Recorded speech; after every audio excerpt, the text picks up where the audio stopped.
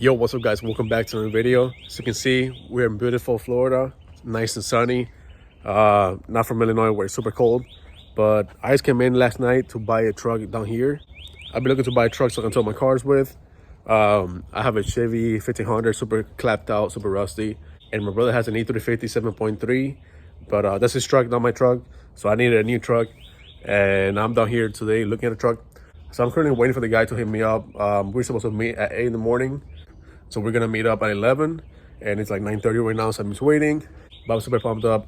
I need a new truck, and the whole thing of me coming down here is because I want a clean truck.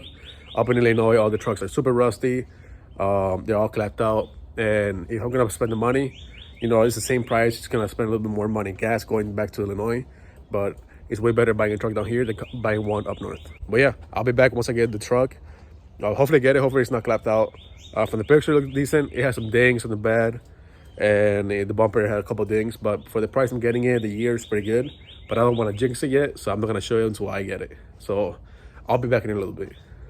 All right guys, so we're back from buying the truck, and yes, I bought it.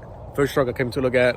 This is the one that I wanted for the beginning, and I ended up buying it for $2,000 cheaper than what he wanted for. So he had it listed. I lowered him $3,000. I came here, I gave him $2,000 less for a reason, which is a mechanical issue, which I will show you guys in a minute. But yeah, let's go over the truck real quick, show you guys what I got. It's a steal. Like, this is the cheapest 2013 2500 you ever see. And I mean, it has its reasons, but let me go ahead and show you guys. So here we have the truck. It has a 6-inch lift, rough country lift kit, I'm pretty sure it is. Actually, no, I don't think it's rough country. Might be something else. I don't know. I don't know shit about trucks. But as you can see, the subframe is like brand new. I'm used to seeing fucking rust everywhere, so this is like insane for me.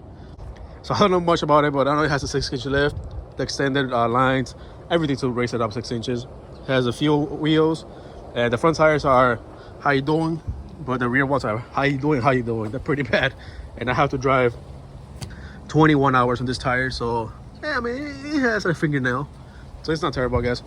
But this is the good side of the truck. It's like flawless. Except there's a little dent somewhere around here. I just saw it right here. Yep, right there. It's gonna be a truck that I'm gonna be towing with, so I really don't care about the dent. It's just cosmetic shit. As you can see, the paint chipped here. The truck has a clean title, no accidents, nothing. There's a little dent over here in the bumper, and this is the bad side. So it's a pretty decent dent right here, as you can see. Pretty sure this will pop out. I'm gonna use my brother's dildo, so so I'm gonna see if I can pop this out, because it's pretty bad. It's pretty deep, but it's not creased, so it should be pretty easy to pop out. And it has Fox suspension all the way around, as you can see. Pretty sure those are good. Like I said, I don't know shit about trucks, so don't think I'm a pro at what I'm saying, because I literally have no idea what the fuck I'm talking about. It came with a box. The box is all fucked, so I might put a topper on it. My other truck that I have at the house, a 1500, has a topper, but I believe it's for 2009, and it's red, so I'm pretty sure it will not fit here. But if I find a cheap topper, I'll put it on just to keep all my stuff safe when I put my tires, all my tools in the bed, just to make sure that nothing flies out or gets wet when it rains.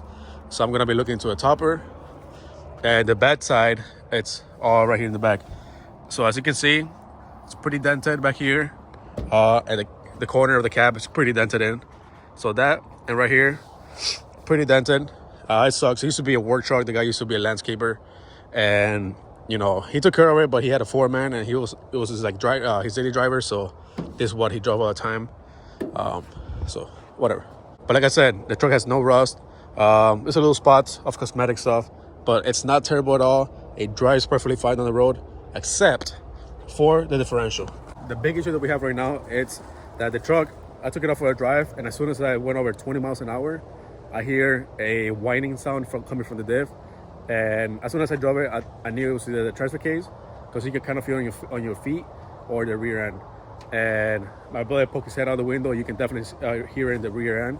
So I'm hoping the rear end makes it home. I talked to my friend that he rebuilds his transmissions and rear end. He told me it should be fine, it should make it, no issue. But he said he should definitely get it rebuilt. And I am getting rebuilt probably as soon as I get home. But yeah, I mean, the rear end, like I said, it needs to be rebuilt. So we'll see how much he charges me, and then I'll go from there. Like I said, I did save $2,000 on the price, so I'm not like really in a so I'm not really like pissed off or anything. The guy did not drive it. It was the guy ended up giving the truck to his son, and he drove it for a couple years, and his kid was the one who lifted the truck and put the wheels on it. So like he told me sorry. He felt bad because he hasn't driven the truck in 3 years, so he did not know what was wrong with the truck. It just sat in the corner. So coming to the interior, as you can see, first thing, door handle. That same thing happened to my truck. The door handle, when I pulled it, it got ripped off. So not a big issue. You just gotta buy a new door handle.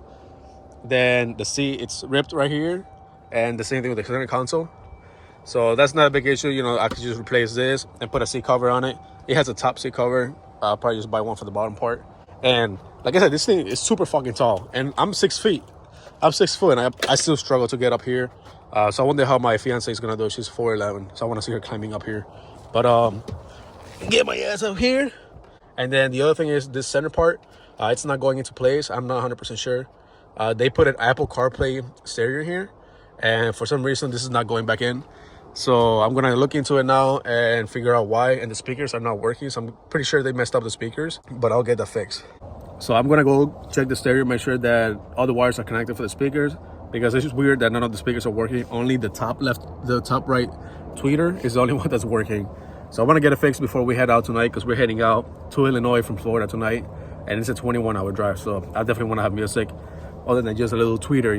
I want to make sure that the door speakers work. We're gonna do an oil change right now, and I'm gonna add fluid on the rear end just to make sure that it has fluid on it. I bought a quart of diff fluid, so I'm gonna go fill it up, make sure it's all good, and I'm gonna do an oil change just because the truck's been sitting for 3 months, and I do not know when was the last time they did it. So I'm just gonna go ahead and do a quick oil change and fill up the fluid, and we should be good to head out tonight. But yeah, I'm super pumped. I'm happy with the truck. I was not gonna buy it if it wasn't for the price that I paid for it, but like I said, I got the truck for a good deal, being a 2013 and only having 140,000 miles. It was a great deal. And he just rebuilt the transmission. He rebuilt it 10,000 miles ago, so that's pretty good. He paid the money, and that was my main concern was the transmission, because I know these trucks have an issue with them going out like around 150, and his went out 130. So I'm glad that got fixed. Now it's just getting the rear end fixed. All right, guys, so I just finished the oil change, and we're trying to fix the stereo because the speakers were not working. We pulled it back, and there's one wire disconnected. I plugged in the wire, now all of them works. But now, like, the center console did not fit, like the center face, and it's because they put this little bracket upside down. So as you can see, it's upside down, and it's not sitting in with this, so I just gotta take it off and flip it over. So all right, super easy. They had everything literally upside down. The bracket for this was one spot down, and then the whole bracket for the radio was literally upside down. So I got it all hooked up. Now the Apple CarPlay works, all the speaker works, everything works. Should be good. I was gonna double check that the oil is good, make sure that's topped off, and we'll be heading home in around 5 hours.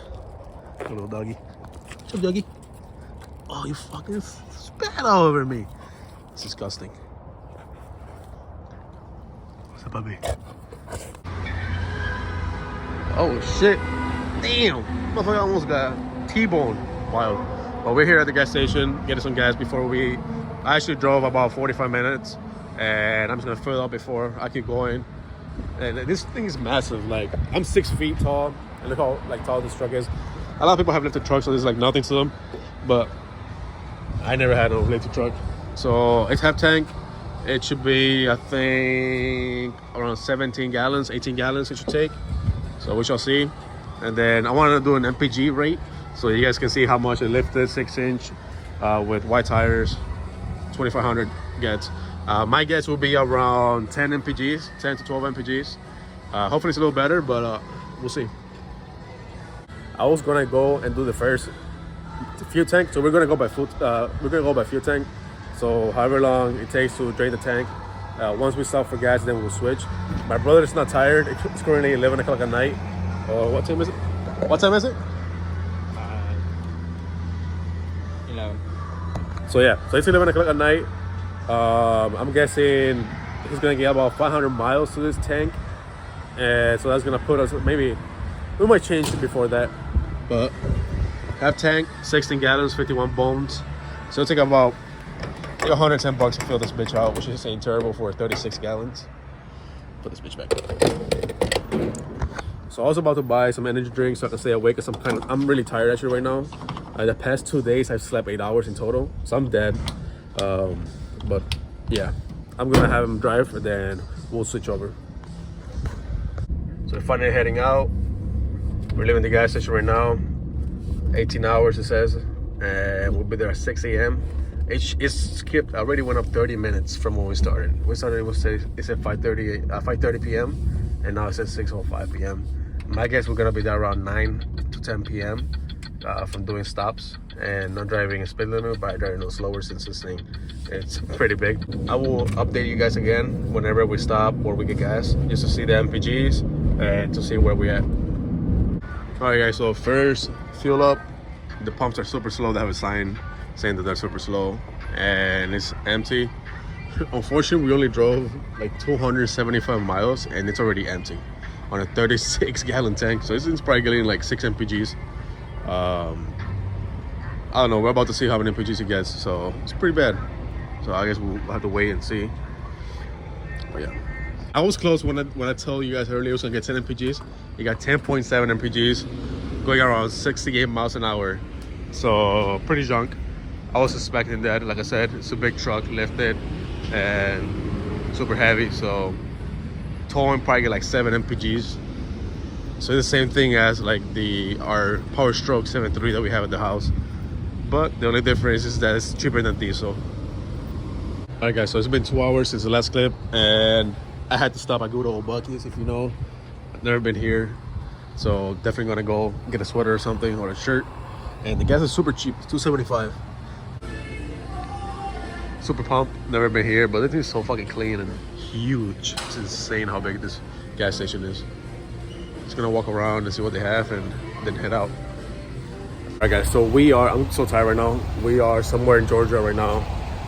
10 hours and 46 minutes away. There's been a lot of traffic, and my time just went up by 2 hours. We're supposed to get there at 5:30, and I went up to 7:30, so it's up 2 hours. I'm filling up right now, and I'm swapping with my brother because I drove 5.5 hours already, and it's his turn to drive. I'm tired, I want to get some sleep, and yeah, let's see how many MPGs I got. It was a lot of traffic and a lot of uphill, so I'm pretty sure we're like in the low 10s or high 9s on this fuel up. All right, so we basically got 12 MPGs. This is the best we've done so far. Not bad. I thought it was gonna be way more since we were doing a lot of traffic, but now we're about to hit the hills. We're about to be going up and down up the hill, so it might be worse. I guess so we're somewhere in Kentucky right now, and it had an 1/8 of a tank. It took $81. I'm averaging right now 11.3 gallons. I'm averaging 11.3 gallons per miles, so it's not terrible for being lifted. And right now I just got 11.6, so pretty decent. All right guys, so made it to our last fuel up. I'm only 20 miles from my house, and I filled her up. It's a little bit more expensive here. 105. We averaged 11.4 MPGs, and the highest we got was 12 MPGs. It's a little better than I thought. I thought we were gonna get around 10. All right guys, so it's 2 days after the last clip, and as you can see, I'm back in my house. The truck made it home. Super pumped up about that. I was really scared the rear end was gonna go out or something, but to be honest, once you get on the highway, the noise, it was like not as loud. But I'm gonna hit up my friend on Monday and have him look at it and see how much he's gonna charge me to get it fixed. But yeah, the truck's dope. I've been driving it around. It's doing pretty good. The heat works really good too, so I'm glad about that. I went ahead and I got plates for it already, and I installed a little camera. When I back into the trailer, I can actually see where the hitch is, because when you're by yourself, it sucks to go back out, look at it, move an inch. So by doing that, way easier. And then I put the little screen right by my leg. All you do is hit the little button, screen goes on, you can see in the back. So that's gonna be nice and handy when I go tow my 240 to get dynoed. But yeah guys, so that's it for this video. I just wanted to make a little video of me getting the truck, since I haven't made a video in a while about my car. But I'm actually about to work on my car right now, and on Tuesday I'm going to the dyno to get the car dynoed. So if you guys want to watch any other videos of my cars, the car getting dyno on Tuesday, make sure to follow the channel, and I'll be recording the whole process. So make sure you guys stay tuned, and see you in the next one.